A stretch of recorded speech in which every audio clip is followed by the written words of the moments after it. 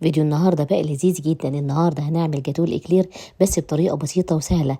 النهارده جاتوه الاكلير منقول في حته تانية خالص. يلا بينا نشوف الفيديو. لو عجبكم الفيديو ما تنسوش تدعموني باللايك والاشتراك. اول حاجه هنا معايا لفه من الجلاش. طبعا اللفه دي موجوده عند اي حد للمستلزمات الحلويات. موجوده لفه الجلاش وتمنها يا جماعه مش غالي. بكسرها قدامكم كده زي ما انتم شايفين.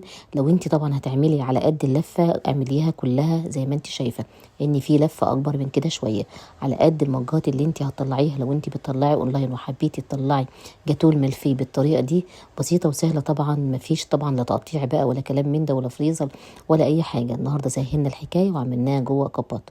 معايا 3 كوبايات هنا بقى من اللبن. حطيت عليهم معلقه ونص من النشا، حطيت معلقه من الدقيق، وحطيت كمان معلقتين من الكريم جانتيه ومعلقتين من السكر. طبعا انا مش عايزه اوفر سكريات قوي لاني انا هحط لسه نوتيلا على الطبقه الكريمي بتاعتنا دي.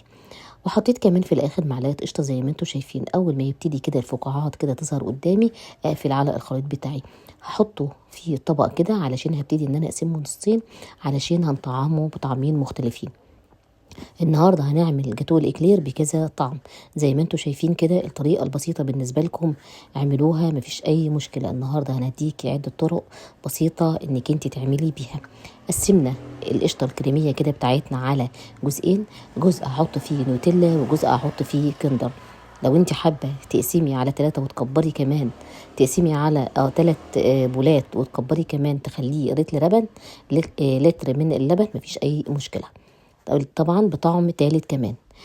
اما بقى بالنسبه للوش، لو انت مش حابه انك انت تعملي مثلا الطبقه اللي انا هسيبها كده على الوش، حابه تعملي نيوتيلا بقى بيضه، نيوتيلا النوتيلا بتاعتنا الشوكولاته، حابه تعملي مثلا مربى حليب، اي حاجه انت وش الاكلير زي ما انت هتشوفي ده بتاعك انت. بس احنا هنا بنعمل الطريقه بسيطه ومبسطه جدا عشان الناس اللي حابه تعمله او فعلا تدوق جاتوه الاكلير بطريقه بسيطه وسهله.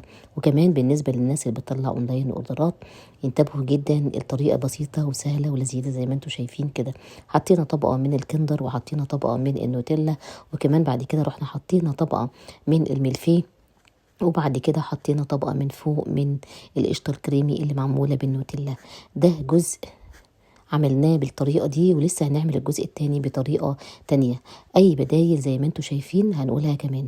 معايا هنا كوبايتين من اللبن، حطيت عليهم معلقتين من الكاستر زي ما انتم شايفين. الكاستر الجرينز ده يا جماعة بصراحة منقول في حتة تانية خالص.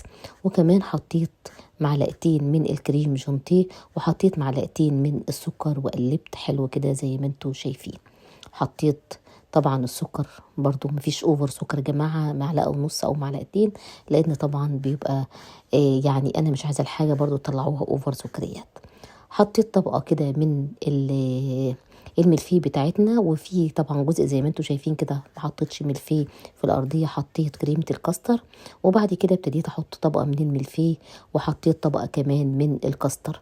بالنسبة طبعا للطبقة اللي احنا هنحطها هنا على الوش، ممكن تبدليها بنوتيلا، ممكن تبدليها بكريمة حليب، ممكن تبدليها بكراميل، مفيش اي مشكلة. لو انت حابة تلغي الطبقة الكريمية الشوكولاتة اللي انا هعملها دلوقتي اللي هي دي، لو انت حابة تلغيها وتعمليها زي ما قلت لك كده براحتك، نوتيلا بيضه، نوتيلا بني، كراميل، اي حاجه تريحك وهي تستبدليها بالطبقه دي.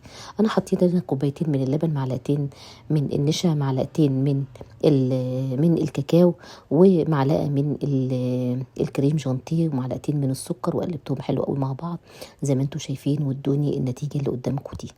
حطيتها طبعا على القوارب بتاعتنا او الكوبات وطلعت بالطريقه اللي هي قدامكم دي. بس عايزه اقول لك ان طعم جاتوه الملفيه بصراحه كان منقول في حته تانية خالص. الطبقات طبعا باينه قدامنا، بس بصراحه طعمه في الاخر كان خطير جدا. جربي الطبقات وهتدعي لي. تابعوني على صفحتي مملكه الحلويات وشكرا.